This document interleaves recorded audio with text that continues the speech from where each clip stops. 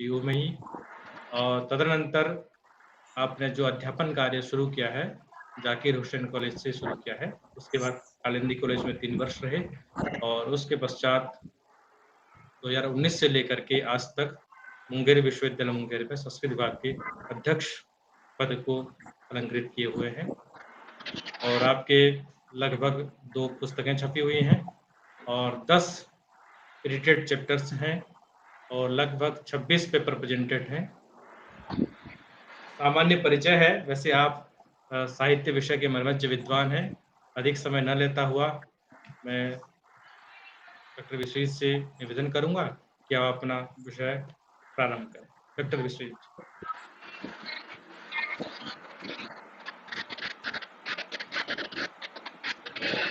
धन्यवाद doctor V Bhardwaj जी। ओम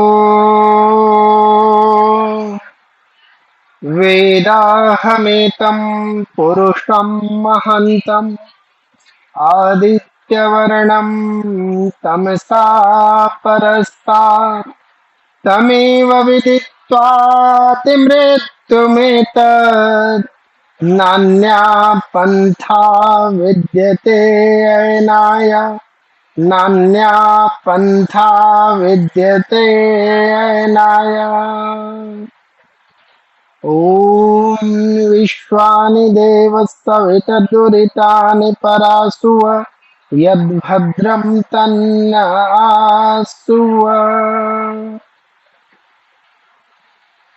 महर्षि दयानंद वैदिक शोध पीठ पंजाब विश्वविद्यालय पंजाब के निदेशक हम सबके आदरणीय गुरुदेव प्रोफेसर वीरेंद्र अलंकार सर,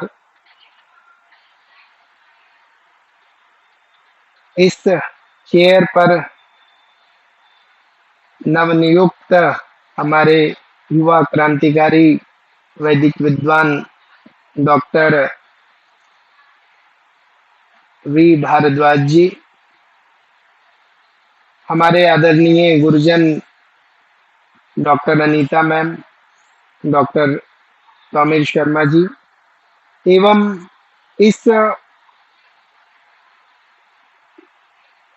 वैदिक वक्तव्य की जो श्रृंखला चल रही है, इसमें आप सभी जो भी श्रोतागण आभाषिक अथवा प्रत्यक्ष पटल पे जुड़े हुए हैं, आप सबको मैं डॉक्टर विश्वजीत विद्यालंकार मुंगेर की धरती से सबको प्रणाम करता हूं।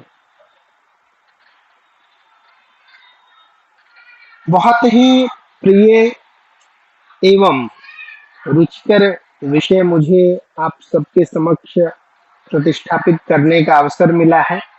मैं प्रयास करूंगा कि विषय के साथ न्याय हो सके। सबसे पहले मैंने जिस विषय को चुना है वह है कि समसामयिक धार्मिक परिदृश्य में महर्षि दयानंद जी की प्रासंगिकता। इसमें जब इस शीर्षक को हम देखते हैं तो इसके कई टुकड़े हैं, कई इसमें भाग हैं, और उन सभी भागों को समझने के बाद ही विषय की जो वास्तविक उपस्थापना हो सकती है और उसका जो परिणाम निकलेगा उसे हम समझ पाएंगे। तो सबसे पहले मैं महर्षि दयानंद जी को प्रणाम करते हुए एक संक्षिप्त परिचय के रूप में, उनकी जीवनी पर नहीं जाऊंगा, लेकिन एक संक्षिप्त परिचय इस पीठ के वक्तव्य श्रृंखला में आप सभी सुधी जनों के समक्ष प्रस्तुत करने का प्रयास कर रहा हूं। महर्षि दयानंद की का कालखंड 1824 से लेकर के 1883 ईस्वी तक पराधीनता का समय रहा है। अंग्रेजों से पराधीन थे, अंग्रेजियत से पराधीन थे, अपने स्वतंत्रता से पराधीन थे, अपनी वैचारिक गुलामी में जी रहे थे, अपने आर्थिक गतिविधियों को बिल्कुल हम लोग नष्ट कर चुके थे, अपने व्यवसाय को समाप्त कर चुके थे, स्वयं को भारतीय कहने पर भी ऐसा प्रतीत होता था मानो हम लोग पिछड़े हुए हो। और यह कोई अनायास नहीं आया था हम सब भारतीयों के मन मस्तिष्क में तत्कालीन समय में, बल्कि बहुत ही चतुर हमारे अंग्रेजों ने शिक्षा के माध्यम से हम सबके दिलो दिमाग में अनुप्रवेशित कर दिया था। यानी हमारे दिलो दिमाग को उस रंग से, उस वैचारिकता से रंग दिया था कि हम भारतीय कुछ है ही नहीं, हम भारतीय अज्ञानी हैं, हम भारतीय पिछड़े हैं, सभ्यता के सबसे पिछले द्वार पे खड़े हैं। ऐसा हम सबके मनोमस्तिष्क में प्रवेश कर गया था। लेकिन उसी कालखंड में गुजरात के टंकारा प्रांत में जन्म लेकर और वहां से जब वह ज्ञान की खोज में वो बालक मूल शंकर इधर उधर भटकता हुआ जब मथुरा में पहुंचते हैं गुरु विरजानंद के समक्ष, तो वहां पर जाते ही, वहां पर पहुंचते ही सबसे प्रथम उद्देश्य जो था गुरु की तलाश, सच्चे गुरु की तलाश, वो इनकी पूर्ण होती है। और लगभग 3 वर्षों तक अध्ययन करने के उपरांत गुरु दक्षिणा के स्वरूप में गुरुदेव प्रज्ञाचक्षु विरजानंद जी ने इनसे इनका संपूर्ण जीवन मांग लिया। संपूर्ण जीवन मांगना किस लिए? कोई अपना शिष्य, अपना चेला जिसे कहते हैं आजकल, जो एक परंपरा है चेला की परंपरा, भक्त की परंपरा, उसके लिए जीवन नहीं मांगा था उन्होंने। उन्होंने जीवन मांगा राष्ट्र के लिए। उन्होंने कहा, दयानंद, इस समस्त संसार में अज्ञान चारों ओर फैला हुआ है, वेदों को लोग भूल चुके हैं, राष्ट्र पराधीन है, स्वाधीनता नामक शब्द बिल्कुल लुप्त हो गया है, लोगों का स्वाभिमान गायब हो गया है। तो जाओ और वैदिक ज्ञान प्रणाली के आधार पर उन सबको मुक्त कराओ, जो ज्ञान तुमने प्राप्त किया उसे संसार में फैलाओ। इस उद्देश्य को लेकर के और मथुरा से निकले थे हमारे स्वामी महर्षि दयानंद सरस्वती। तो मुझे ऐसा लगता है कि दयानंद जी के लिए, अगर मैं कहूं तो केवल साहित्य की भाषा में अगर कही जाए तो 2 वाक्यों से, 2 उपमाओं के माध्यम से महर्षि दयानंद जी को तत्कालीन परिवेश में हम लोग पाते हैं। सबसे पहले पाते हैं कि उस पराधीन तत्कालीन भारतवर्ष में महर्षि दयानंद जी एक चिकित्सक की भांति थे। एक कैसे चिकित्सक की भांति थे? जिन्होंने राष्ट्र की समस्त सामाजिक, धार्मिक एवं राष्ट्रीय समस्या के उन्मूलन के लिए एक वैचारिक आंदोलन खड़ा करके उसका समूल नाश करने का संकल्प लिया था। ऐसे महर्षि दयानंद जी थे। दूसरी उपमा इन्हें दी जा सकती है कि महर्षि दयानंद जी एक जल प्रवाह की भांति थे। जल प्रवाह की भांति कैसे? जैसे हिमालय से जब गंगा निकलती है तो वहां से रास्ते में पड़ने वाले पत्थरों को, मिट्टी को, पेड़ पौधों को, खर पतवारों को बहाती हुई, किनारे लगाती हुई और उस अपनी पुण्य धारा को के माध्यम से समस्त संसार को उपकृत करती है। तथैव हमारे महर्षि दयानंद जी तत्कालीन समाज में फैले हुए अज्ञानता, पाखंड, कर्मकांड के नाम पर लोगों का शोषण, जातीयता के नाम पर अस्पृश्यता, कर्माधारित वर्ण व्यवस्था को जन्माधारित वर्ण व्यवस्था में परिवर्तन करके निम्न वर्गों का शोषण, उत्पीड़न, स्त्रियों को शिक्षा से वंचित कर दिया जाना, राष्ट्र में तत्कालीन अनेकानेक मठों की स्थापना, जिस मठों में बैठकर आकूत धन संपत्ति का अर्जन, उसका भक्षण, उसका भोग किया जाना, इन सब माध्यमों से महर्षि दयानंद सरस्वती ने हम सबकी रक्षा की। और रक्षा किस प्रकार से की, उस परिस्थिति से हम सभी भली भांति अवगत है। लेकिन फिर भी मेरा उद्देश्य, मेरा यह दायित्व बनता है कि मैं उन बिंदुओं पर भी थोड़ी सी चर्चा अवश्य कर दूं कि तत्कालीन समय में धार्मिक परिदृश्य क्या था। तत्कालीन समय में समाज में धर्म के नाम पर सबसे ज्यादा इस एकेश्वरवाद वेद उपनिषद स्मृतियों के काल में पूजित प्रकृति की शक्तियों इंद्र, अग्नि, रुद्र, विष्णु, इन सबके धीरे धीरे मूर्तियां निर्मित होती चली गई। मूर्तियां निर्मित होकर ही नहीं रह पाई, लोग उस मूर्ति पूजा के पाखंड में बहुत ही घोर अंधकार में फंस चुके थे। और उस मूर्ति पूजा की हानि का सबसे प्रत्यक्ष उदाहरण हमारा सोमनाथ मंदिर था। सोमनाथ मंदिर में सैकड़ों पुरोहित, महर्षि दयानंद जी ने सत्यार्थ प्रकाश में इसका वर्णन भी किया है। सैकड़ों बलिष्ठ पुरोहित पंडे मौजूद थे और एक कुछ सैकड़ों सिपाहियों ने आकर समस्त धन संपदा को लूट लिया, वहां के सभी श्रद्धालुओं की हत्या कर दी। तो इस प्रकार अनेक राजनीतिक घटनाएं भी घटी। सामाजिक घटनाओं में भी इसी प्रकार से समाज में शोषण, समाज में पितृपक्ष के नाम पर जीवित हमारे अपने माता पिता की सेवा करे न करे, लेकिन पितृपक्ष के नाम पर न केवल शोषण था अपितु अनेक कर्मकांड के पाखंड के दुकानें खुली हुई थी। उन सब दुकानों का विरोध किया।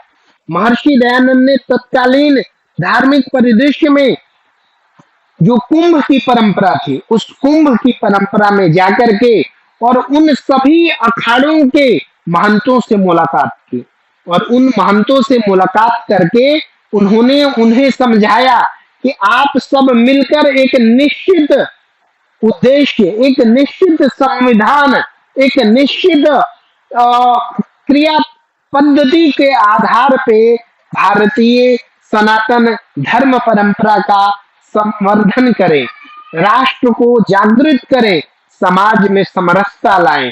लेकिन किसी ने इनकी बात नहीं मानी और इनका भयंकर विरोध भी किया गया। लेकिन फिर भी महर्षि दयानंद जी ने उस तत्कालीन परिस्थिति में अपने धार्मिक परिदृश्य को, अपने धार्मिक अवधारणा को, अपने धार्मिक सिद्धांतों को एक ठोस स्वरूप देने के लिए आर्य समाज नामक एक आंदोलन स्थापित किया 1875 ईस्वी में। अब तत्कालीन धार्मिक परिदृश्य में आर्य समाज का आंदोलन स्थापित हुआ और उस आर्य समाज के आंदोलन के लिए आर्य समाज का संविधान निर्मित कर 28 नियमों की स्थापना की गई थी। लेकिन महर्षि दयानंद जी कोई लकीर के फकीर नहीं थे, वो एक पक्के सन्यासी थे, वो एक नैष्ठिक सन्यासी थे। और सन्यासी कौन होता है? हम सभी तो संस्कृत की परंपरा से जुड़े हुए हैं और जानते होंगे कि सन्यासी के 3 ही लक्षण हैं, 3 लक्षण कहे जाते हैं। कौन से 3 लक्षण कहे जाते हैं? जो लोक एसना से मुक्त हो, जो वित्त एसना से मुक्त हो और जो पुत्र एसना से मुक्त हो। और ये तीनों गुण महर्षि दयानंद सरस्वती जी में विद्यमान था। और इसी कारण तत्कालीन धार्मिक परिदृश्य में महर्षि दयानंद सरस्वती जी ने न केवल हिंदू धर्म में मौजूद बुराइयों पर अपना चिंतन प्रस्तुत किया, अपितु उन्होंने तत्कालीन जो बौद्ध धर्म, जैन धर्म, इस्लाम और ईसाइयत का जो आडंबर चारों तरफ प्रसारित था, लोगों को लालच देकर के और इस्लाम में और ईसाई धर्म में कन्वर्ट करवाया जा रहा था, उन सभी धर्मों से भी मुक्त करने का प्रयास करवाया। इन सब परिस्थितियों के पश्चात आर्य समाज का जो स्वरूप रहा, महर्षि दयानंद जी ने उस स्वरूप को स्वतंत्रता के आंदोलन में नवजागरण करने में सबसे ज्यादा लगाया। और उस नवजागरण में आजादी के समय लगभग क्रांतिकारी जो हमारे वीर जन थे, वो महर्षि दयानंद के सिद्धांत से प्रभावित थे। क्यों ऐसा था? क्योंकि तत्कालीन परिवेश में राजे रजवाड़े ही नहीं अपितु आम जन भी अंग्रेजों से प्राप्त सुविधाओं को लेकर के और भारत देश में अंग्रेजी सत्ता की प्रशंसा कर रहे थे। लेकिन महर्षि दयानंद जी ने कहा कि विदेशी राज्य कितना भी अच्छा हो, लेकिन वह स्वदेशी का स्थान नहीं ले सकता। इसीलिए हमें स्वराज्य चाहिए और स्वराज्य की अवधारणा को महर्षि दयानंद जी ने तत्कालीन परिस्थिति में जन्म लिया था। अब बात आती है कि महर्षि दयानंद जी 1883 तक की अवस्था यानी 24 से 83 तक यानी 19वीं शताब्दी के महापुरुष थे। वर्तमान समय में हम महर्षि दयानंद जी की प्रासंगिकता पर क्यों चर्चा करें, यह संदर्भ हम सबके समक्ष उपस्थित हो सकता है। तो मेरा ऐसा मानना है कि चाहे कोई भी महापुरुष रहे, कोई भी विचारधारा के हो, किसी भी धर्म के अवधारणा को आपके समक्ष प्रस्तुत करने वाले ऋषि हो, सन्यासी हो, साधक हो अथवा लेखक हो, उनकी प्रासंगिकता पर चर्चा करने के 3 आयाम हम सबके समक्ष उपस्थित हैं। और उन 3 आयामों में जो सबसे प्रथम आयाम है, जो सबसे पहला आयाम है, उस आयाम को हम लोग कहते हैं कि जब हम चिंतन करते हैं तो उसका जो प्रथम आयाम है कि क्यों किसी महापुरुष पे चिंतन करते हैं, वैसे ही महर्षि दयानंद जी के सिद्धांतों को वर्तमान धार्मिक परिदृश्य में क्यों चिंतन करें। तो सबसे जो प्रथम आयाम है वह यह आता है कि जिन परिस्थितियों में महर्षि दयानंद जी मूल शंकर से महर्षि दयानंद बने, संसार के लिए क्रांतिकारी युग पुरुष बने, उस परिस्थितियों में, उन चुनौतियों में, उन आपदाओं में, उन सामाजिक कुरीतियों के उन्मूलन में क्या उस महापुरुष की यानी महर्षि दयानंद जी की भूमिका सकारात्मक रही थी अथवा नहीं रही थी। यह सबसे प्रथम बिंदु है हमें किसी भी महापुरुष के चिंतन करने का, किसी भी महापुरुष के सिद्धांतों पर चिंतन करने का। तो हम उसमें पाते हैं कि महर्षि दयानंद जी की अवधारणा, महर्षि दयानंद जी का चिंतन उस परिस्थिति में बिल्कुल ही सकारात्मक परिणाम को उत्पन्न किया। यह तो प्रथम अवधारणा, इसमें कोई नहीं नकार सकता। अब चलते हैं दूसरी अवधारणा पे। दूसरी अवधारणा आती है कि हम आखिर महापुरुष के सिद्धांतों को जिस पे हम लोग चिंतन कर रहे हैं, जिनके योगदान को स्मरण कर रहे हैं, जिस पे मंथन कर रहे हैं, क्या उस अवधारणा को, उस सिद्धांत को, उस नियम को, उनके आदर्श को चिंतन करने वाले हम जैसे वक्ता, आप जैसे श्रोता और उनके समस्त अनुयायियों ने क्या अपने जीवन में हमने उसे धारण किया है? यह दूसरा प्रश्न हम सबके समक्ष उपस्थित होता है। यदि हमने स्वयं धारण नहीं किया है तो उसे धारण करें। यदि धारण हम सबने कर लिया है, यदि महर्षि दयानंद जी के सिद्धांतों को, आर्य समाज के क्रांतिकारी आंदोलन, सुधारवादी आंदोलन को, धर्म सुधार आंदोलन को, समाज सुधार आंदोलन को, शिक्षा के क्षेत्र में क्रांति के आंदोलन को क्या वर्तमान में हम सबने धारण कर लिया है? क्या उनके गुणों का हम सबने लाभ उठाया है? अगर हाँ तो अच्छी बात है, यदि नहीं तो उठाने की आवश्यकता है। अगर उठाने की आवश्यकता है तब तीसरा प्रश्न हम सबके समक्ष उपस्थित होता है। और वह प्रश्न क्या है? वह प्रश्न है कि उनके सिद्धांत यानी जो हमारे महर्षि दयानंद है, उनका सिद्धांत क्या वर्तमान धार्मिक परिदृश्य में, वर्तमान सामाजिक परिदृश्य में, वर्तमान पारिवारिक परिदृश्य में हम सबके लिए विचारणीय है अथवा नहीं? यह प्रश्न तो हमसे समझ आता है। और जब हम इन तीनों अवधारणाओं को देखते हैं तो हम विचार पाते हैं कि अभी के ज्वलंत समय में, अभी के इस सामाजिक असहिष्णुता के काल में यदि महर्षि दयानंद जी की आवश्यकता नहीं होती तो आज विभिन्न विश्वविद्यालयों में, देश ही नहीं विदेशों में महर्षि दयानंद एवं उनके सिद्धांतों का चिंतन नहीं किया जा रहा होता, लेकिन चिंतन किया जा रहा है। इसलिए महर्षि दयानंद जी के औचित्य को हम सब नकार नहीं सकते हैं। अब बात आती है कि महर्षि दयानंद जी को तो हमने जान लिया, अब बात आती है कि समसामयिक भारत में धार्मिक परिदृश्य क्या है। मैं कुछ तथ्यों को आपके समक्ष प्रस्तुत करते हुए समसामयिक परिदृश्य पे आऊंगा। तुलनात्मक ढंग से आऊंगा। महर्षि दयानंद जी के उस काल का 19वीं शताब्दी का, वर्तमान में क्या दोनों में कुछ अंतर है, कुछ परिवर्तन आया है, अथवा स्थितियां यथावत बनी हुई है। तो सबसे पहले कुछ आंकड़ों को मैं आपके समक्ष उपस्थित करना चाहूंगा। अभी वर्तमान भारतवर्ष में हम लोग जिस धर्म की बात कर रहे हैं, जिसे रिलीजन कहा गया, धर्म क्या होता है उस बिंदु पर भी मैं आपके समक्ष अपना मत रखूंगा। लेकिन जिस धर्म को, जिसका हम लोग रिलीजन का अर्थ धर्म मानकर चल रहे हैं, वो रिलीजन वर्तमान भारतवर्ष में कैसा है, उसका परिदृश्य क्या है, तो हम पाते हैं कि लगभग 79.8% सनातन धर्म की परंपरा को मानने वाले हैं। इस्लाम की परंपरा को मानने वाले लगभग 19% लोग हमारे भारतवर्ष में, और साथ ही इस्लाम की परंपरा को मानने वाला जो समुदाय है वह एकमात्र उनके धर्म ग्रंथ कुरान को ही आदर्श मानता है, उसी ही अपना संविधान मानता है। कुरान के साथ व्यवहारिक स्वरूप के लिए हदीस नामक ग्रंथ है, उसे प्रमाण मानता है। अपने मोहम्मद पैगंबर साहब को के आदेशों को प्रमाण मानता है।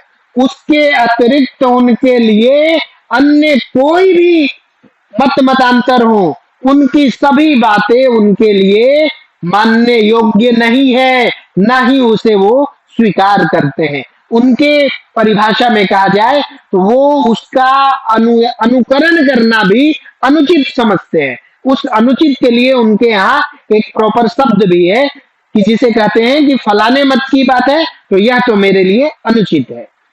अब चलते हैं ईसाई परंपरा पर। जो ईसाइयत है, जिसे क्रिश्चियनिटी जिसे हम लोग कहते हैं आंग्ल भाषा में, उसके अनुयायी, उसका जो धार्मिक अवधारणा है वह ईसा मसीह द्वारा और बाइबल नामक ग्रंथ, इन दोनों पर आधारित है। वह भी इसके अतिरिक्त अन्य कोई भी बात हो, चाहे वो बात अच्छी ही क्यों न हो, उसे वो लोग नहीं मानते, न ही अपने अनुयायियों को मानने देते हैं। इसके अतिरिक्त जैन धर्म है, बौद्ध धर्म है। ये दोनों धर्म का उद्भव भी भारतवर्ष में हुआ है, और मैं हमेशा ही बौद्ध धर्म के बारे में कहता हूँ। महर्षि दयानंद जी ने भी परिचर्चा उस पर की है कि बौद्ध धर्म में गौतम बुद्ध ने जिन सिद्धांतों की परिचर्चा की है वह हमारा औपनिषदिक विचार था, वो हमारा उपनिषद का सार है। और वो कहते भी हैं कि गौतम बुद्ध को एक नवीन पंथ की स्थापना नहीं करनी चाहिए थी, उन्हें एक धर्म सुधार आंदोलन ही चलाना चाहिए था। लेकिन आज एक बौद्ध धर्म, और बौद्ध धर्म ने भी वर्तमान परिदृश्य में राजनीतिक लाभ के लिए धर्म से भटककर केवल जय बुद्ध के नाम पर किसी भी उसके सिद्धांतों का अनुपालन नहीं कर रहा। सबसे बड़ा सिद्धांत उनका अहिंसा है, सबसे बड़ा उनका सिद्धांत सत्य है, लेकिन किसी सिद्धांतों का पालन उनके अनुयायियों द्वारा शायद ही किया जा रहा है। जैन धर्म है, बहुत ही सहज धर्म है, बहुत ही सिद्धांतवादी धर्म है, और इस धर्म के अनुयायी आज भी प्रायशः, चाहे वो जिस भी रूप में हो, श्वेतांबर अथवा दिगंबर, वे लोग इसका अपना मौन ढंग से, जिसे कहा जाता है कि बिना किसी विवाद के अपने धर्म के पालन में वे सभी निरंतर संलग्न हैं। इन धर्मों के अलावा पारसी, यहूदी, बहाई धर्म का भी वर्तमान धार्मिक परिदृश्य में बहुत ही अंश मात्र योगदान, बहुत ही अंश मात्र उनके अनुयायी हमारे भारतवर्ष में रहते हैं। लेकिन बात जब आती है हमारे हिंदू धर्म की, जिसे वैदिक सनातन धर्म हम लोग मानते हैं, इस धर्म में जब मैं आता हूं तो इस धर्म का मूल क्या है, इस धर्म की मूल अवधारणा क्या है, किस धर्म को हम लोग धर्म कहते किसे, तो उस धर्म पे मैं चर्चा करना चाहूंगा। क्या धर्म है हमारे यहाँ? धर्म क्या है? आप रिलीजन को धर्म मानते हैं, मैं तो नहीं मानता। मेरे ऋषि ने उस धर्म को मानने की अनुमति नहीं दी। मेरे ऋषि ने इसे मतांतर कहा, इसे धर्म नहीं माना, इसे संप्रदाय माना है।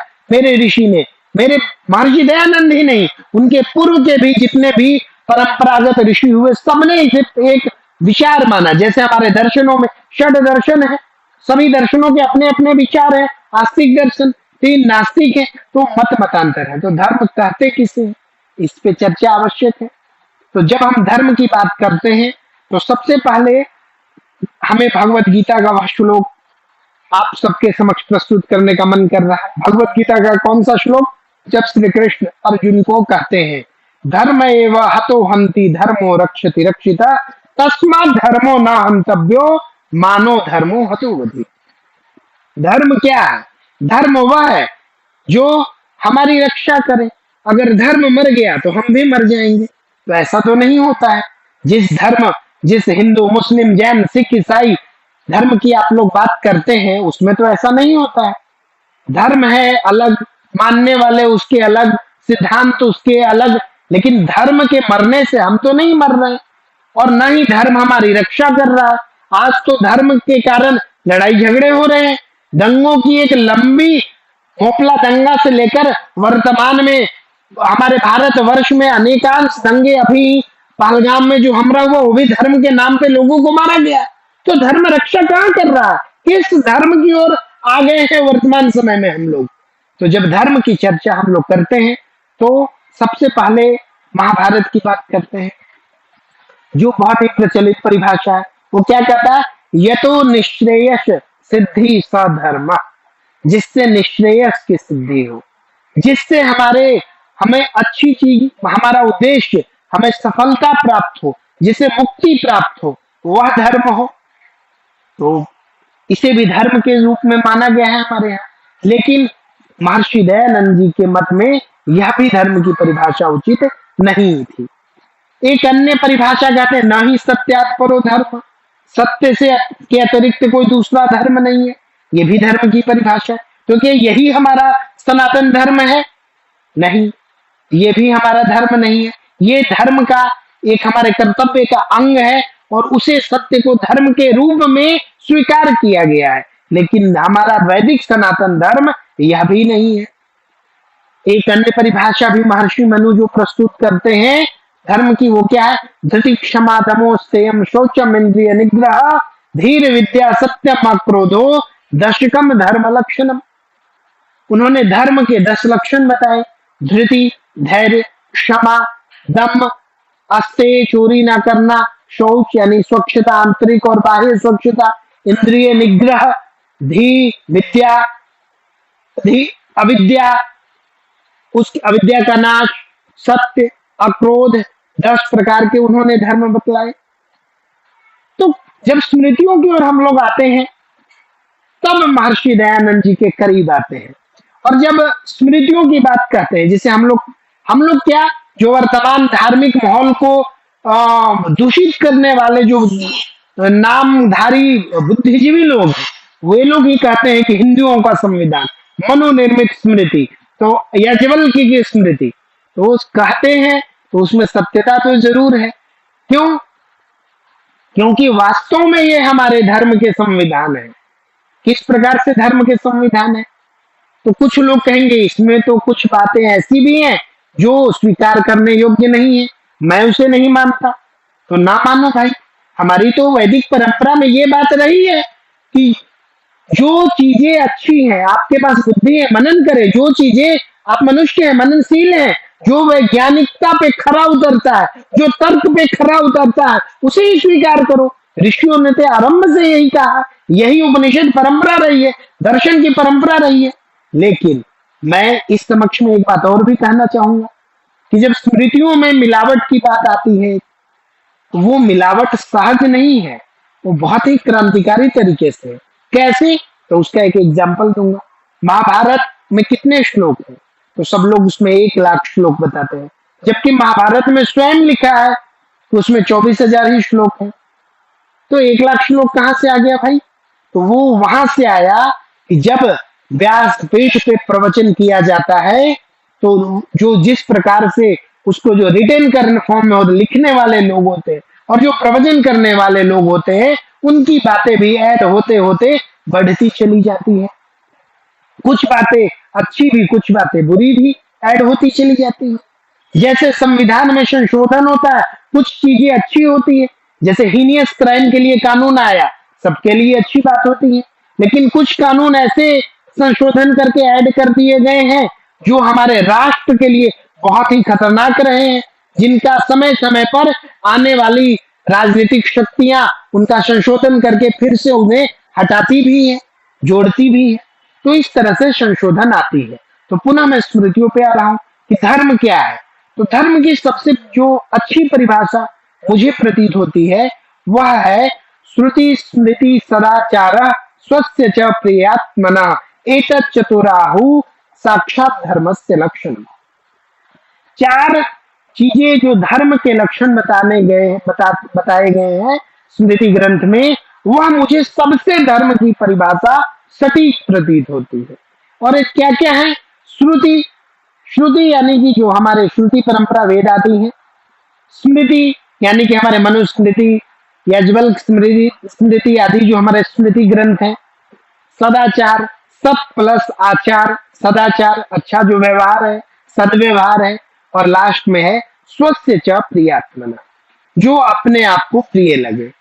अब धर्म की परिभाषा करते हुए मैं इसके जो चार कड़ी आया, श्रुति स्मृति सदाचार और स्वस्य च प्रियात्मना, जो हम सबको प्रिय लगे। तो मैं इस उल्टे क्रम से इस पे परिचर्चा करते हुए धर्म की परिभाषा पे आगे बढ़ता हूं। स्वस्य च प्रियात्मना, जो हमें अच्छा लगे। यह भी धर्म की एक परिभाषा के रूप में यहाँ पर बताई गई है। क्या जो मुझे अच्छा लगता है उसे ही धर्म मानो? तो इसे हम लोग एक ठोस रूप में, यानी कहें कि मुख्य लक्षण और गौण लक्षण के रूप में जब हम बात करें कि क्या इसे मुख्य लक्षण के रूप में स्वीकार किया जा सकता है कि जो मुझे अच्छा लगे? तो इस ढंग से तो एक चोर को चोरी करना अच्छा लगता है, एक हत्यारे को हत्या करना अच्छा लगता है, बलात्कारी को बलात्कार करना अच्छा लगता है, एक अपराधी को अपराध करना अच्छा लगता है, एक भ्रष्टाचारी को भ्रष्टाचार करना अच्छा लगता है। तो क्या इसे भी धर्म माना जाए? क्योंकि वो कह रहा है यह मुझे अच्छा लगता है, स्वस्य च प्रियात्मना, यह मुझे प्रिय है। तो क्या इसे हम लोग धर्म कह सकते हैं?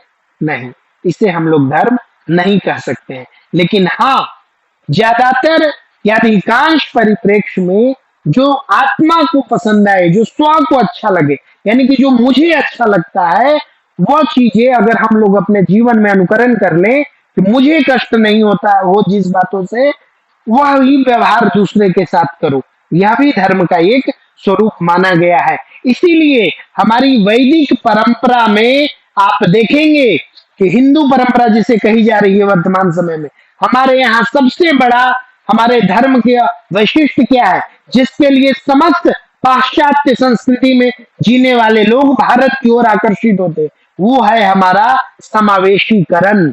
हम किसी को भी बुरा नहीं मानते, हम सर्वे भवन्तु भावना का भाव रखते हैं। और इसी भाव की बात करते हुए महर्षि दयानंद जी ने कहा था कि अरे भारतवासियों जागो और तुम सार्वभौम धर्म की स्थापना करो, तुम अपने सनातन परंपरा से प्राप्त अच्छे आचरण वाले धर्म की स्थापना करो। और प्रमाण के लिए एकमात्र ग्रंथ तुम्हारे पास वेद है। किसी गुरु के कहने पर, किसी पुरोहित के कहने पर, किसी धार्मिक व्यक्ति के कहने पर, किसी मतांतर में वर्णन पढ़ लेने पर किसी चीज को सत्य का टैग मत दो। आप तब उसे मानो जब हमारे श्रुति में, हमारे वेदों में उसकी प्रामाणिकता हो। कोई विवाद का विषय ही नहीं है। जैसे हम शोधार्थी जब शोध कार्य करते हैं, चाहे वो किसी भी विषय को हो, कोई भी अपनी बात रखते हैं तो उसके लिए हमें रेफरेंस मांगा जाता है। अगर वो रेफरेंस प्रामाणिक है तो आपकी बात मान्य होगी, नहीं तो सुपरवाइजर की कलम, लाल कलम चलती है और वो बात खत्म हो जाती है। आप पुनः लाए प्रमाणित बात। तो यहाँ पर स्वस्य च प्रियात्मना धर्म का एक लक्षण है, जिसे महर्षि दयानंद जी ने भी स्वीकार किया है कि जो चीजें सबको अच्छी लगे, सबको प्रिय लगे, लेकिन हाँ वो प्रामाणिक होनी चाहिए। और उसी प्रामाणिकता के लिए महर्षि ने स्वमंतव्य प्रकाश नामक ग्रंथ लिखा, समस्त व्यवहार की चीजों को परिभाषित किया। षोडश संस्कार के लिए संस्कार विधि नामक ग्रंथ लिखा। आप इधर उधर आडंबरों में क्यों फैले हो? उसके बाद बात आती है सदाचार। सदाचार भी धर्म का एक लक्षण है। वैसे भी सामान्य रूप से जिसे हम लोग सदाचारी व्यक्ति कहते हैं उसे धार्मिक भी कहते हैं। अगर आप सदाचारी हैं तो कोई भी कहेगा कि अरे बहुत धार्मिक व्यक्ति। तो ये सामान्य, लेकिन ये परोक्ष परिभाषा है। धर्म की बात जब आगे आगे बढ़ते हैं तो आता है स्मृति दूसरे नंबर पे। स्मृति और पहले पे आता है श्रुति। तो स्मृति और श्रुति, इन दोनों जो हमारे ग्रंथों की जो श्रृंखला है, इस श्रृंखला को धर्म का लक्षण इसलिए माना गया क्योंकि अगर क्यों माना गया, क्योंकि मनुष्य क्या है, मनुष्य हमेशा ही अपनी सत्ता स्थापित करना चाहता है समाज में, चाहे कोई भी काल रहा हो, चाहे वो सतयुग हो, त्रेता हो, द्वापर हो अथवा कलयुग हो। मनुष्य का स्वभाव है वो अपनी सत्ता को स्थापित करना चाहेगा, अपनी बात को लोगों से बल के, अगर उसमें शक्ति है, सामर्थ्य है, तो लोगों से स्वीकार कराना चाहेगा। इसी बात का डर किसे था? जिस जगह पर महर्षि दयानंद वैदिक शोध पीठ है, पंजाब की धरती, गुरुओं की धरती, उन गुरुओं को आभास था, इसीलिए उन्होंने गुरु का दर्जा गुरु ग्रंथ साहिब को दिया। उन्हें पता था कि कल को कोई व्यक्ति आएगा और जैसे वह सनातन धर्म में गुरुडम आ गया है, जैसे सनातन धर्म में अनेकों मठ बन गए हैं, जैसे सनातन धर्म में अनेक बाबा लोग अपनी सत्ता चला रहे हैं, वैसे ही सिख धर्म में भी हो सकता है। लोगों के अलग अलग नियम हो जाएंगे, व्यवहार के नियम, धार्मिक नियम, कर्मकांडीय नियम, सब नियम लोग अपने अपने अनुसार परिभाषित करने लग जाएंगे।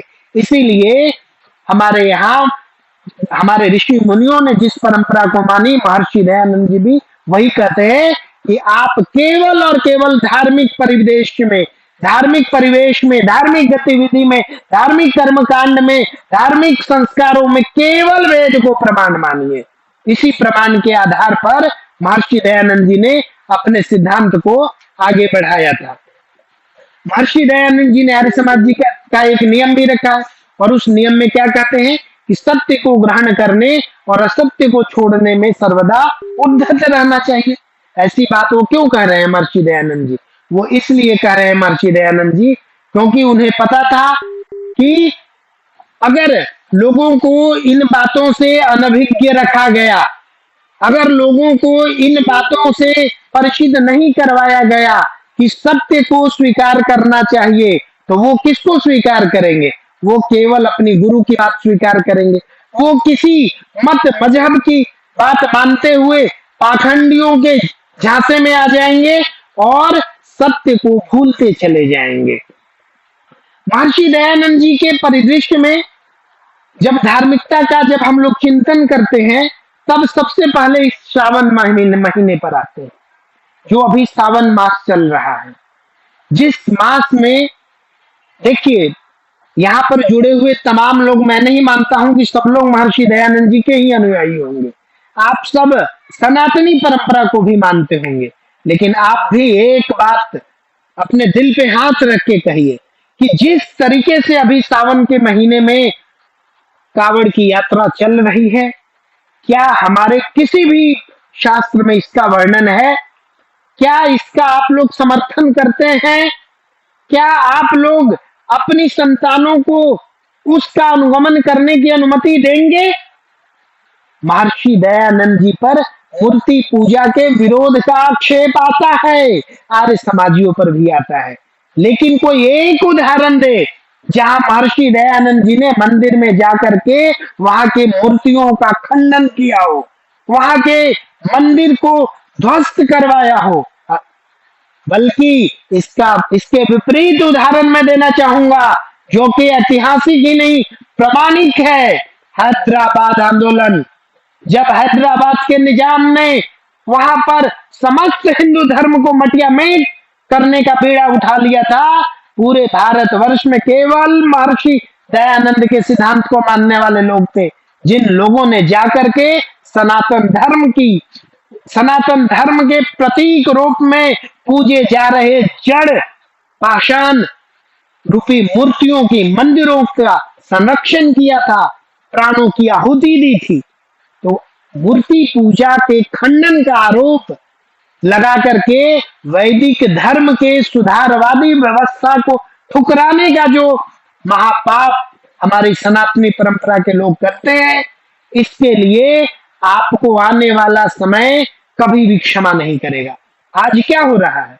आज श्रद्धा है, आप ठीक है, आपकी श्रद्धा है, आप निराकार ईश्वर की उपासना करने का सामर्थ्य नहीं रखते हैं, आप साकार ईश्वर की पूजा करना चाहते हैं, आप पूजा करें, कोई विरोध नहीं है, लेकिन पूजा के नाम पर नशा, पूजा के नाम पर हुल्लड़बाजी, पूजा के नाम पर नियम सामाजिक व्यवस्था को भंग करना, पूजा के नाम पर यातायात व्यवस्था को भंग करना, इसी पूजा के नाम पर लोगों को प्रताड़ित करना, लोगों में छुआछूत का भाव पैदा करना, ये किसने पैदा किया भाई? कौन आज तक इस परंपरा का अनुगमन कर रहा है? ऐसे लोगों को, सिद्धांतों को प्रतिकार करते थे महर्षि दयानंद जी ने। इस क्रम में आपको मैं यह भी अवगत कराता चलूं कि भारतेंदु हरिश्चंद्र जो हिंदी के अत्यंत प्रतिभाशाली लेखक रहे हैं, विद्वान रहे, प्रारंभिक अवस्था में जब महर्षि दयानंद जी का काशी के विद्वानों से शास्त्रार्थ हुआ था, वो इस बहुत खिलाफ थे महर्षि दयानंद जी के। उन्हें लगा कि ये व्यक्ति क्या है, कैसे ये वाराणसी में आकर के, महादेव की धरती में आकर के और मूर्ति पूजा का विरोध कर रहा है।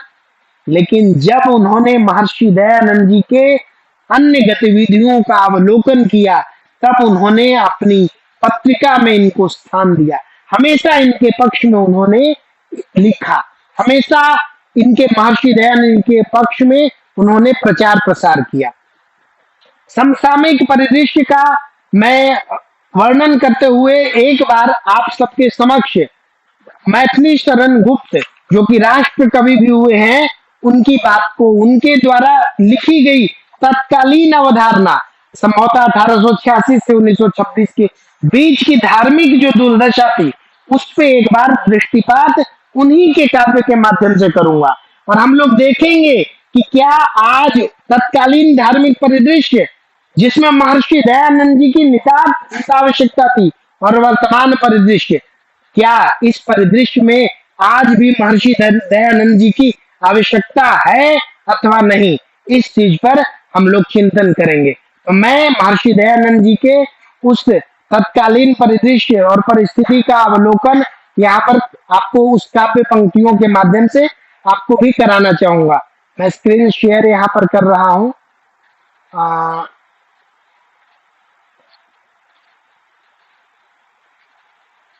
हाँ, ये स्क्रीन शेयर हो गया।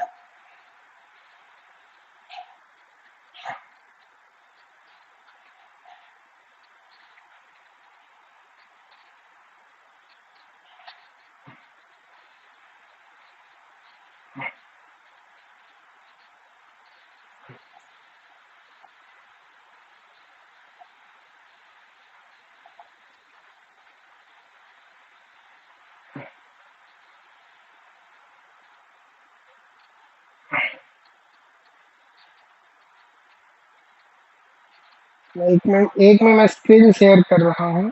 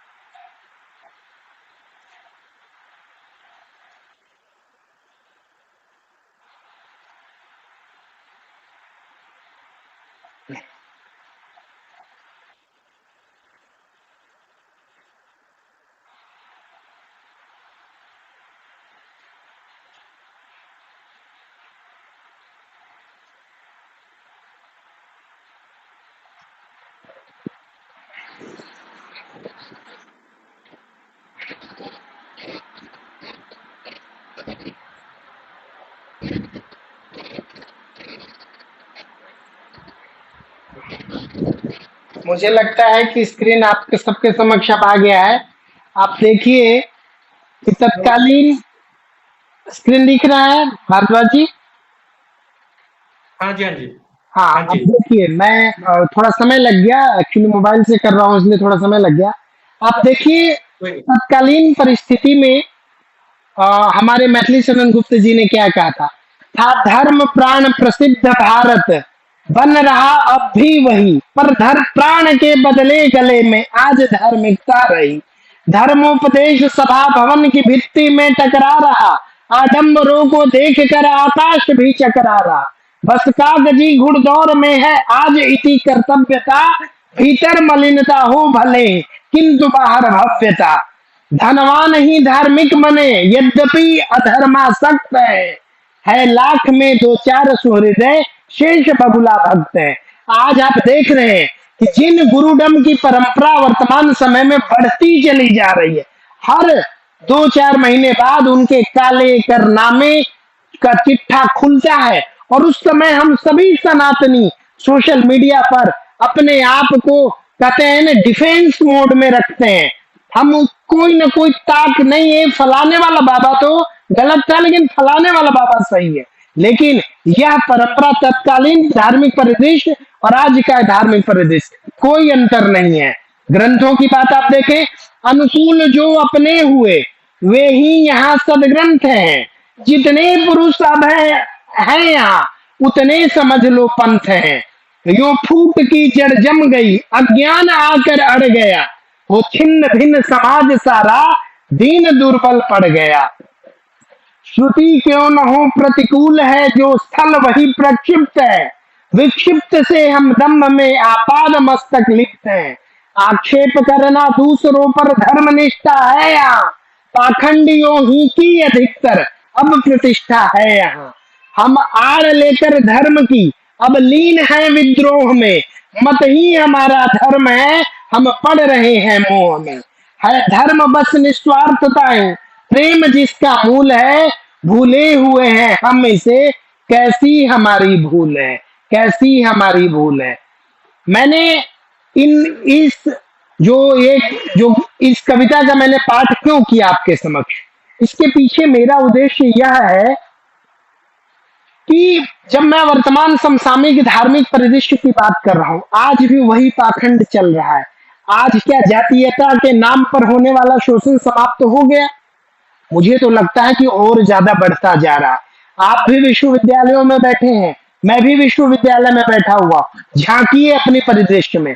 हो सकता है कि कोई ही शायद ऐसा कोना हो जो धर्म और जातीयता के भेदभाव और एक बहुत ही निकृष्ट मानसिकता के में हम लोग बुद्धिजीवी लोग भी बंधे हुए नहीं है। आम लोगों की तो बात छोड़िए, रही बात पाखंड की, तो चलिए एक प्रतीक होता है मंदिर, मैं ऐसा भी स्वीकार कर लेता हूं।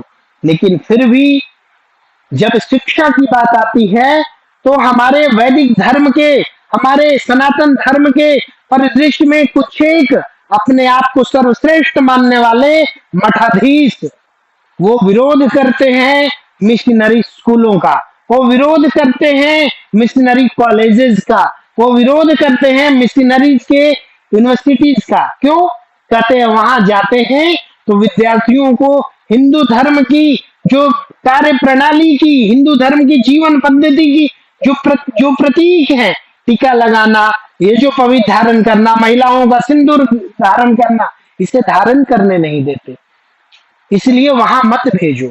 अब एक बात बताएं आप, अगर दुकान अच्छी होगी ही नहीं तो वहां भीड़ लगेगी क्यों? मैं इस शिक्षा जगत में बैठ करके शिक्षण के कुर्सी पर बैठ करके मैं यह बात गर्व से कर रहा हूं कि यदि उनके शिक्षण संस्थानों में उत्कृष्टता अगर नहीं है तो कोई पागल तो नहीं है जो फीस देकर वहां पर जा रहा है, जबकि उसके धर्म का वहां पे उसके धर्म की हानि हो रही है, धर्म का नाश हो रहा है, फिर भी वो जा रहा है। क्यों जा रहा है भाई? तो महर्षि दयानंद जी आपको याद आएंगे। महर्षि दयानंद जी ने हमेशा से कहा था, महर्षि दयानंद जी का पढ़िए आप सत्य प्रकाश, दूसरे और तीसरे समुल्लास में उन्होंने लिखा है अध्ययन अध्यापन शिक्षण प्रणाली, लालन पोषण प्रणाली। आप अपने बच्चों में संस्कार क्यों नहीं डालते हैं? आप अपने बच्चों में क्यों वो संस्कार हिंदू धर्म का नहीं डालते? कितनी बार उन्हें आप पूजन संस्थानों में ले जाते हैं, कितनी बार अध्यात्म की बातें आप उन्हें बताते हैं, कितने ऐसे आप हिंदू धर्म के बच्चे हैं, कितने ऐसे अभिभावक हैं जो हिंदी धर्म के सिद्धांतों के बारे में बात कर सके 5 मिनट? कितने ऐसे लोग हैं जिन्हें हिंदू परंपराओं का शास्त्र विधि से ज्ञान है? केवल पुरोहितों के भरोसे धर्म नहीं चलता है। धर्म अगर आपको चलाना है तो आपको शास्त्रों का ज्ञान रखना होगा। सबसे बड़ा रोल अभिभावकों का होता है। ये महर्षि दयानंद जी ने आपको लालन पालन नामक समोल्लास में समझाया है।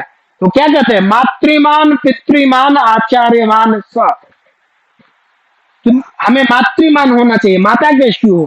विदुषी होनी चाहिए। शिक्षा की बात तो इसमें तो कोई भी स्त्री नकार ही नहीं सकती है। अगर वो नकारती है तो उसे इतिहास का ज्ञान ही नहीं है।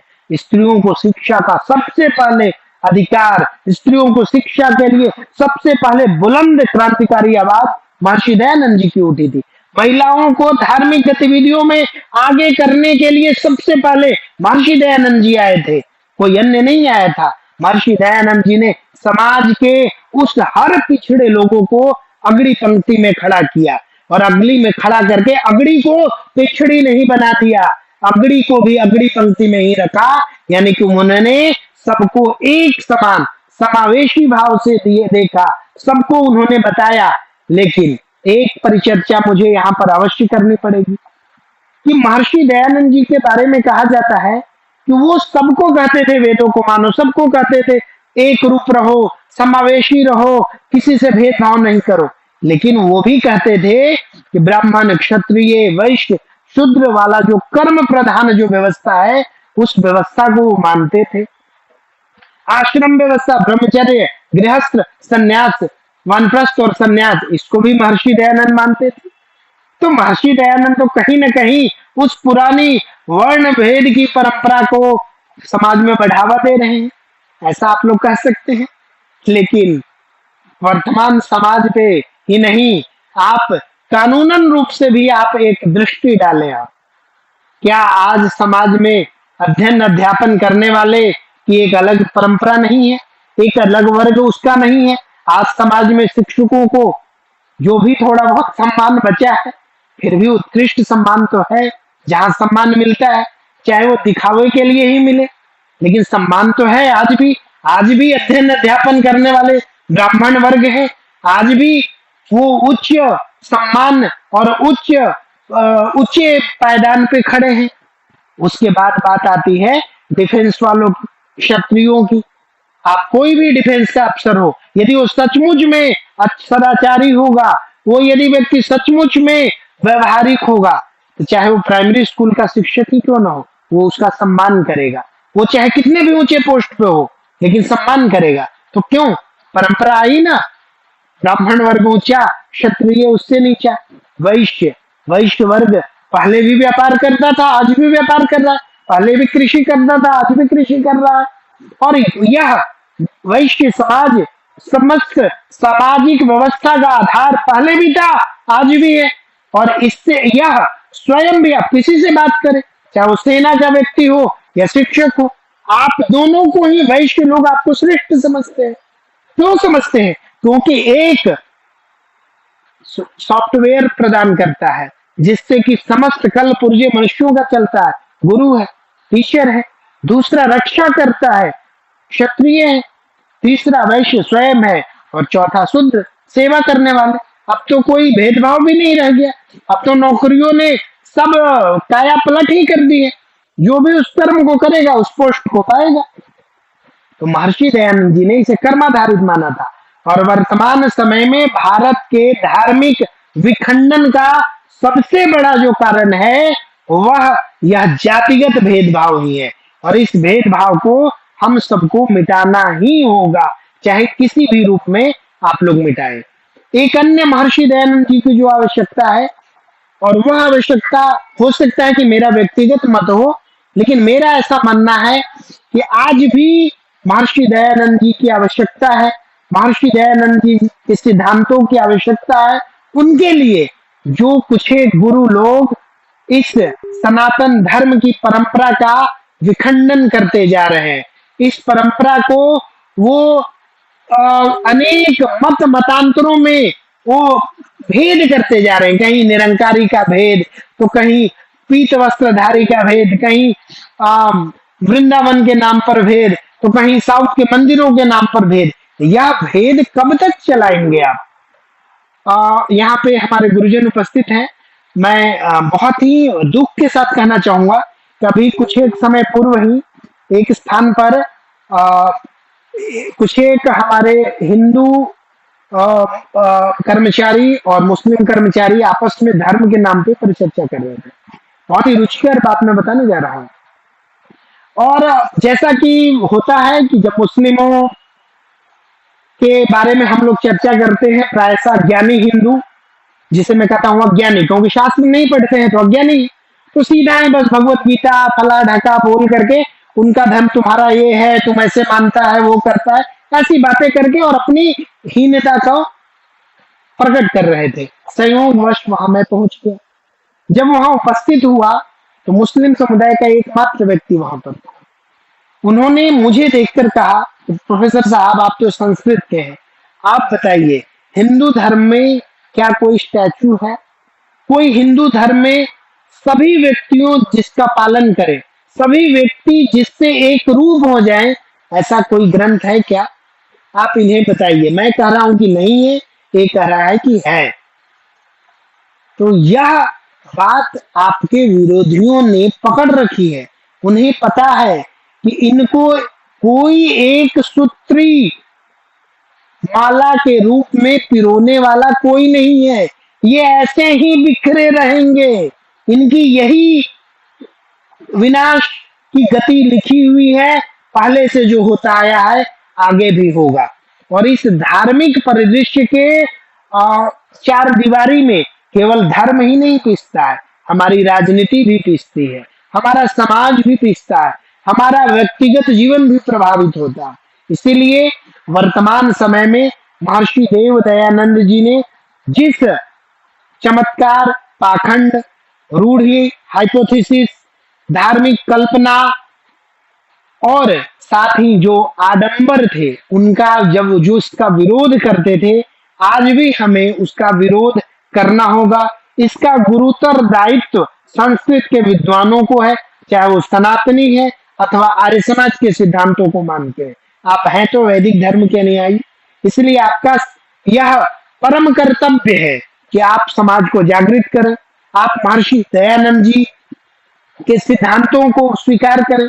अगर वर्तमान समय में कहूं तो कुछ दिन पूर्व अभी हिंदू धर्म के सबसे बड़े पद पे आदरणीय मोहन भागवत जी विराजमान है, और उन्होंने महर्षि दयानंद जी के उपयोगिता की खुले कंठ से प्रशंसा की।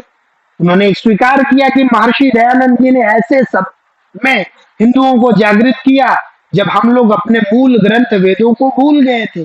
उन्होंने कहा वेदों की ओर लौटो, बैक टू वेदास। इसकी बात की बात उन्होंने की, उनके उपयोगिता की बात की।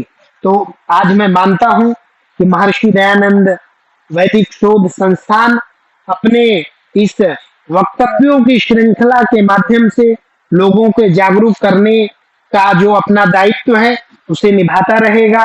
और मैं इस कड़ी में एक छोटा सा बूंद बन के आया हूँ, एक छोटा सा भाग बन के आया हूँ, और मैंने अपने बात को आप सबके समक्ष रखा। और मैं ऐसा मानता हूँ कि, और बाद में मैं रिपीट करते हुए कह रहा हूँ कि महर्षि दयानंद जी के औचित्य की चर्चा करते हुए 3 बिंदुओं का हमें ध्यान रखना है। पहला, कि किन परिस्थितियों में वह मूल शंकर महर्षि दयानंद बना। दूसरी बात, क्या उनके सिद्धांतों से तत्कालीन परिस्थितियों में समाज को लाभ हुआ? अगर हाँ, तो वर्तमान समय में हम किस आधार पे उनके सिद्धांतों से, उनके संकल्पों से लाभ उठा सकते हैं? उनके द्वारा प्रणीत जो उनके ग्रंथ हैं, उन ग्रंथों के माध्यम से समाज में नवजागरण ला सकते हैं, समाज के भेदभाव को दूर कर सकते हैं, समाज में सौहार्द फैला सकते हैं। इस बात की परिकल्पना करते हुए मैं अंत में पुनः मैं कालजयी रचना मार्कंडेय शरण गुप्त का की कुछ पंक्तियां पढ़ करके मैं आज के अपने वक्तव्य को विराम दूंगा। और विराम से पूर्व मैं धन्यवाद भी देना चाहूँगा कि मुझे यह अवसर मिला कि मैं अपने बात को आपके समक्ष रख पाया हूँ। तो महर्षि दया मैथिली शरण गुप्त की कालजयी पंक्तियाँ जो इसी संदर्भ की ओर इशारा उस समय किया था, आज भी मुझे लगता है प्रासंगिक है। तो उस बात को मैं कहते हुए कहूँगा, हे भाई ओ सोए बहुत, अब तो उठो जागो अहो, देखो जहाँ अपनी दशा, आलस्य को त्यागो अहो। कुछ पार है क्या समय के, उलट फेर न हो चुके, अब भी सजग हो गए न क्या, सर्वस्व हो तो खो चुके। आओ मिले सब देश बांधव हार बनकर देश के, साधक बने सब प्रेम से, सुख शांति में उद्देश्य के। क्या सांप्रदायिक भेद से है एक मिट सकता हो, बनती नहीं क्या माला विविध, सुम्न की तुम फिर कहो। तो आए हम सभी इस विविधता रूपी संसार में अनेक पुष्प की भांति हैं, और हम सब मिलकर एक माला बन जाएं और अपनी माँ भारती, भारतवर्ष के उत्थान का, वैभव का एक मतलब वैभव का एक सोपान बनकर राष्ट्र का उन्नयन करें। तो इसी के साथ मैं आप सभी को प्रणाम करते हुए आप सभी का बहुत बहुत धन्यवाद करता हूँ। ओम शांति। बहुत-बहुत धन्यवाद डॉक्टर साहब। आपने बड़े ही ओजपूर्ण शैली से तत्कालीन परिस्थितियों में जो महर्षि दयानंद की भूमिका रही है, उसको बताते हुए महर्षि दयानंद के सिद्धांतों की बड़ी विशद व्याख्या की है। आपका मैं हार्दिक धन्यवाद करता हूँ। अब मैं अध्यक्ष महोदय से निवेदन करता हूँ कि अध्यक्षीय भाषण के साथ धन्यवाद।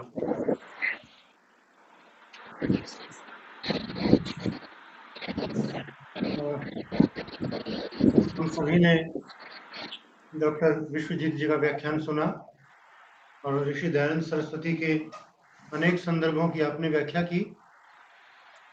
कोई भी महापुरुष अपने समय की उपेक्षा नहीं कर सकता। तो जितने भी हमारे यहाँ महापुरुष हुए हैं, प्रत्येक ने किसी न किसी रूप में ये कोशिश की है कि भारत को आगे बढ़ाया जाए, और मुझे लगता है कि दयानंद सरस्वती इसमें अग्रणी पुरुष हैं।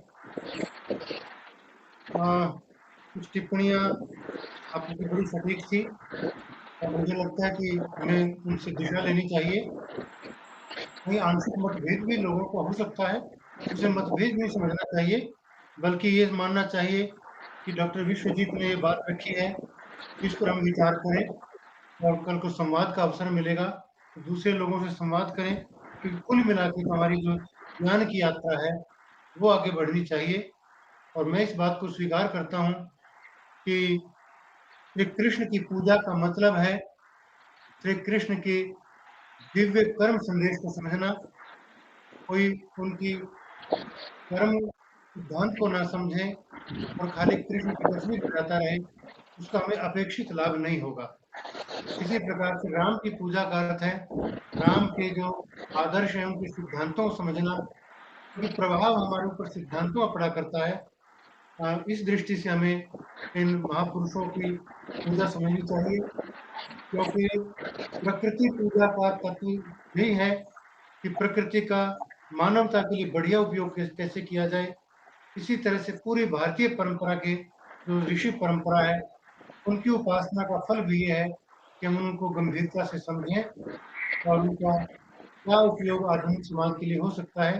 मुझे लगता है डॉक्टर विश्वजीत जी ने बड़ी अच्छी तरह से अपनी बात को रखा है, और आप फेसबुक पर भी बड़े एक्टिव रहते हैं। मैं कई बार देखता रहता हूँ, आपका कुछ मैसेज आते रहते हैं, तो अच्छी बात है, क्योंकि आधुनिक संसाधनों के साथ अपनी बात रखनी चाहिए। मैं आपका हार्दिक धन्यवाद करता हूँ कि आपने अपना समय प्रदान किया, अपनी बात रखी। हमारे यहाँ बहुत सारे लोग व्यक्तिगत रूप से भी इस रूम में बैठे हुए हैं, तो अनेक लोगों ने आपकी बात सुनी है, और मैं आशा करता हूँ कि जितने श्रोता लोग हैं वो डॉक्टर विश्वजीत जी ने जिन मुद्दों को उठाया है उन पर विचार अवश्य करेंगे। मैं डॉक्टर विश्वजीत जी का और हमारे जितने श्रोता वर्ग हैं सबका आभार व्यक्त करता हूँ, और आशा करता हूँ कि फिर हम अगले कार्यक्रम में फिर जुड़ेंगे। क्योंकि हमने संकल्प लिया है कि वैदिक सिद्धांतों की चर्चा हम अलग अलग समय के अनुसार जैसा भी हमें समय मिलेगा हम करते रहें। और लगभग 1 वर्ष में हमने ये योजना बनाई थी। मेरे ख्याल 5वां 6वां व्याख्यान अलग अलग विद्वानों का हुआ है। तो विश्वजीत जी फिर से आपका हार्दिक आभार। आप सभी का हार्दिक धन्यवाद।